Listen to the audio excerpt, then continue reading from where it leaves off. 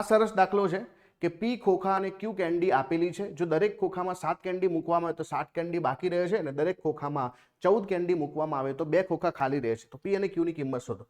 જો આપણી પાસે પી ખોખા છે અને ક્યુ કેન્ડી છે, દરેક ખોખામાં 7 કેન્ડી મૂકવાની. હવે ખોખું એટલે શું? તો પી. હવે દરેક ખોખામાં હું 7 કેન્ડી મૂકી દઉં છું તો બાકીની મારી પાસે 7 કેન્ડી અલગથી બચે છે, બરાબર, સોરી 7 કેન્ડી અલગથી બચે છે અને આ ટોટલ જે છે મારી ટોટલ કેન્ડી થઈ ગઈ, જેને હું ક્યુ લખી શકું. હવે પછી જે છે મેં શું કર્યું કે દરેક ખોખામાં જે છે 14 કેન્ડી મૂકી દીધી. કેટલી ભાઈ? 14 કેન્ડી મૂકી દીધી. તો 2 ખોખા ખાલી રહે છે. તો ખરેખર મેં કેટલા ખોખા ભર્યા? p-2 ખોખા ભર્યા. તો અમારી ટોટલ કેન્ડી થઈ ગઈ. આ બાજુ ક્યુ બરાબર છે તો આ બાજુની સંખ્યા પણ બરાબર થઈ જશે. તો 7p + 7 બરાબર 14p માઇનસ જે છે 14 દુ 28 થઈ જશે.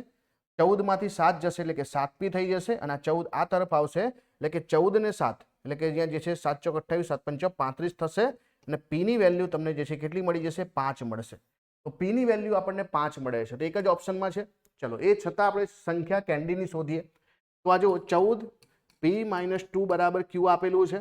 તો p એટલે કે અહીંયા 5 અને 5 માંથી જે છે 2 જશે એટલે કે 3 થશે અને 3 એટલે કે 14. તો 14 તરીના જે છે 42 આપણી પાસે કેન્ડી હશે. કેટલી? 42. ઓપ્શન નંબર જે છે એ આપણો સાચો જવાબ બને છે.